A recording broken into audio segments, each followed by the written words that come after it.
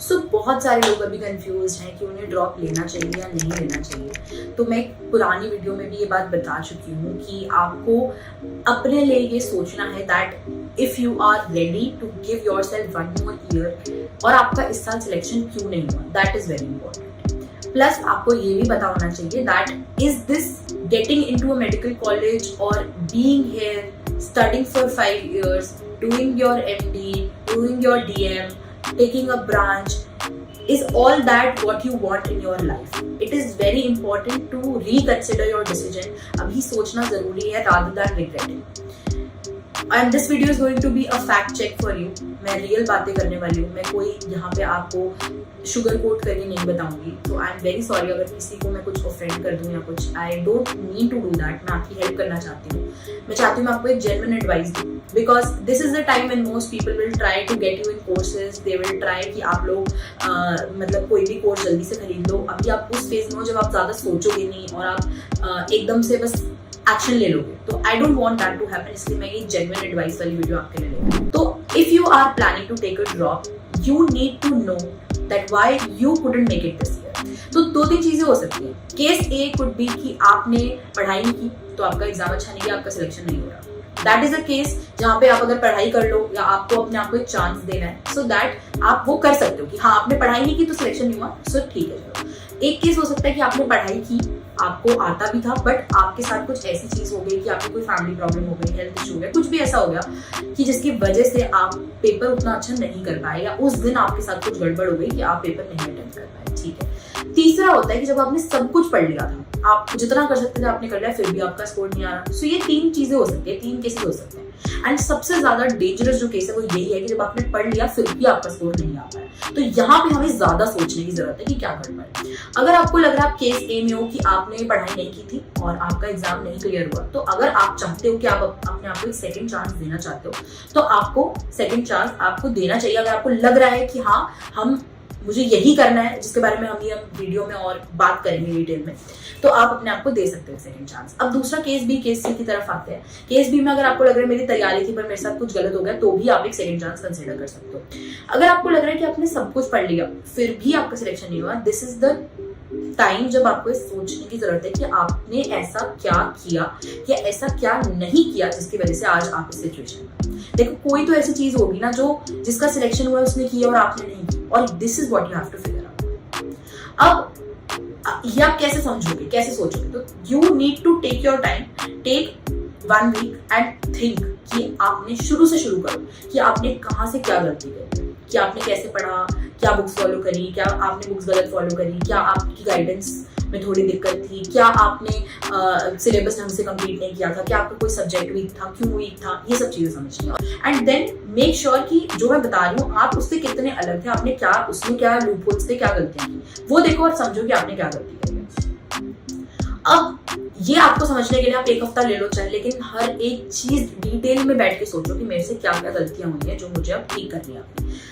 And this is a fact कि अगर आप एक ड्रॉपर हो, स्पेशली अगर आप जो कर रहे हो इस साल, अगर आपने उसमें चेंजेस नहीं लाए, तो आप चाहे 2 ड्रॉप ले लो, चाहे 3 ड्रॉप ले लो, चाहे 4 ड्रॉप ले लो, आपके मार्क्स नहीं बढ़ने वाले। जब तक आप ये नहीं देखोगे कि मैं इस साल ये चीज बदलूंगा, मैं इस साल ये चीज ऐसे पढ़ूंगा, ये करूंगा, कुछ भी चेंज जो आप जब तक नहीं लाओगे तब तक आपके स्कोर में भी चेंज नहीं आएगा। तो you have to make sure कि क्या गलती थी उसको एक्सेप्ट करो पहले कि हाँ मुझसे गलती हुई है, और फिर देखो कि उसके लिए उसको ठीक करने का क्या रास्ता है। This is what you have to do.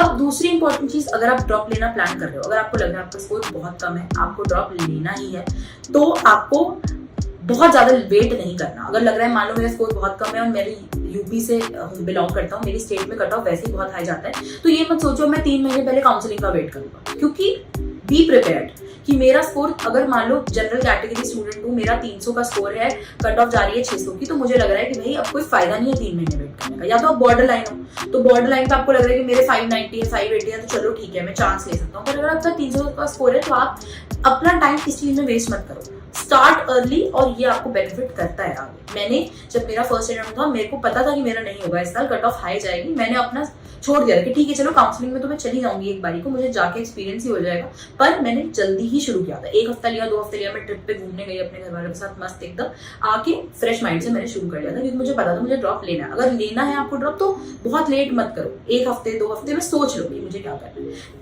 That will save you time, that will give you an extra edge for sure, ठीक है। अब तीसरी इंपॉर्टेंट चीज, क्या आपको ड्रॉप सच में लेना चाहिए? अब देखो, मैं एक मेडिकल स्टूडेंट हूँ और अब मैं फाइनल ईयर में हूँ। मैंने बहुत सारी चीजें यहाँ पे देख ली हैं कि क्या होता है, कैसे होता है, इतना एक्सपीरियंस मुझे हो गया है कॉलेज का। एंड ऐसे लोग हैं जो यहाँ पे रह के खुश हैं, जो रिग्रेट नहीं करते, बट ऐसे भी लोग हैं जो यहाँ रहने के बाद रिग्रेट करते हैं। बहुत सारे हम लोग सुसाइड के केसेस भी देखते हैं और उन्हें ये लगता है कि यार मैं किसी प्रेशर में, या शायद वो पेरेंट्स का प्रेशर हो, चाहे दोस्तों को देखा देखी हो, पर मैं यहाँ आ गया, पर शायद मैं यहाँ बिलोंग नहीं करता, शायद मुझे नहीं आना चाहिए था। तो मैं नहीं चाहती कि कोई भी ऐसा आपकी तरह स्टूडेंट जिसको प्रॉपर ये चीज की नॉलेज ना हो, वो ऐसी फील्ड चूज कर ले जहाँ पे आपको पता ही ना हो कि आगे क्या है। देखो, मैं ये किसी को डराना नहीं चाहती, मैं किसी को डिमोटिवेट नहीं करना चाहती। Medical is a profession which is considered to be a very good profession in terms of everything। जो रिस्पेक्ट है, जो फाइनेंशियल्स है, सब कुछ अच्छा ही है और बहुत लोग चाहते हैं डॉक्टर बनना, तभी हर साल नीट में इतने लोग स्टूडेंट्स एग्जाम दे रहे हैं। बट ऐसा भी नहीं है कि ये एक ऐसा प्रोफेशन है जो बहुत आसान हो। बहुत आपको पढ़ना भी पड़ता है, एग्जाम्स भी बहुत डिफिकल्ट होते हैं, उसके बाद आपको नीट पीजी भी देना है, फिर एमडी भी है, फिर अगर आप आगे डीएम भी करो तो it is a long journey. तो अगर आपको लगता है कि आप एक ऐसे स्टूडेंट हो जिसको पढ़ना पसंद है, जैसे अब मुझे ऐसा लगता है कि हम लोग यहाँ पे आके ऐसे हो गए हैं कि अब ना हमें लगता है कि अगर हम 1 महीने नहीं पढ़ोगे ना तो ऐसा लगेगा कि यार कुछ मिसिंग है लाइफ में। तो अगर आप एक ऐसे स्टूडेंट हो जिसको पढ़ना पसंद है इन जनरल, तो आपके लिए इट वुड बी ग्रेट। आप यहाँ खुश रहोगे, आपको मैनेज करना पड़ेगा, आपको इधर उधर, आपको पसंद है, मतलब एक ऐसा लाइफ स्टाइल जहाँ आप बिल्कुल एकदम प्रोडक्टिव हो और मैनेज कर रहे हो चीजें, तो आप ये फील्ड हो। बट अगर आपको लगता है कि यार मैं इतना लंबा नहीं पढ़ना चाहती हूँ, मैं इतने साल अपनी लाइफ के में पढ़ना में नहीं डालना चाहती हूँ, तो ये मत सोचो कि आप किसी के प्रेशर में ही लो।